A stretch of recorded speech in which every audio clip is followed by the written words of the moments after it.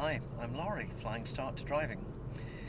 We're driving just about to pass the Wanstead test centre. You'll see several learner cars here. They're beginning their test or just finished their test. And we're going to turn right at a crossroads that's so close to the Wanstead test centre that you're almost guaranteed to get it on your test. So here's the traffic light controlled crossroads coming into view, and we're going to be turning right. So mirrors checked and signal on.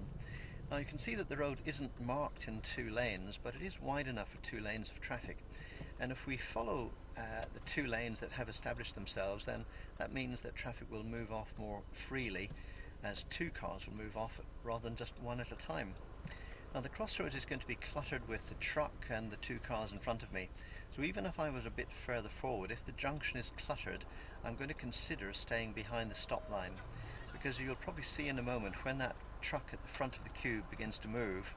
Actually, it's moved quite easily now, but we've got a couple of cars and the lights are changing.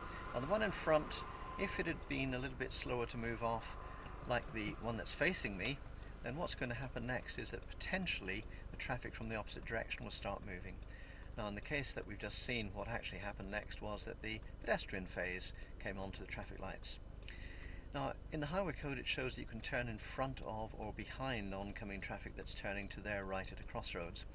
And the highway code recommends going behind because it's typically safer.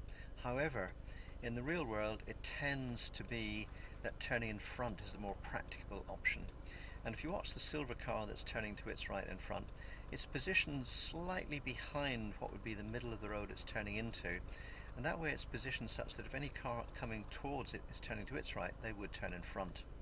And in fact you can just see that happening. The two silver cars that are facing each other are turning in front of each other to make the crossing at the crossroads. So I'm going to move forward, I'm going to stop before I get to the middle of the road I'm going to turn into, so that if any of the vehicles coming towards me change their mind and decide to turn right, they can do so. I'm just checking that pedestrian over on the right, but he's moved off in a different direction.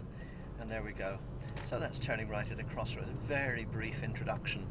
And if you wanted to know more, then check out my website and make contact.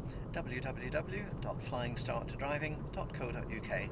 And the 2 in Flying Start to Driving is the figure 2, the number 2. Thank you for watching.